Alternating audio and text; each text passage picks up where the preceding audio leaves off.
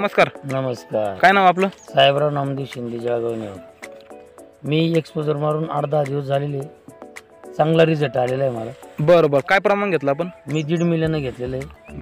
तर काय फरक जाणवला आपल्याला? मादीचं प्रमाण चांगलं आहे, दांडे चांगले आहे आणि जो मादीचा दांडा आहे ना हा व्यवस्थित अवस्थेत आहे.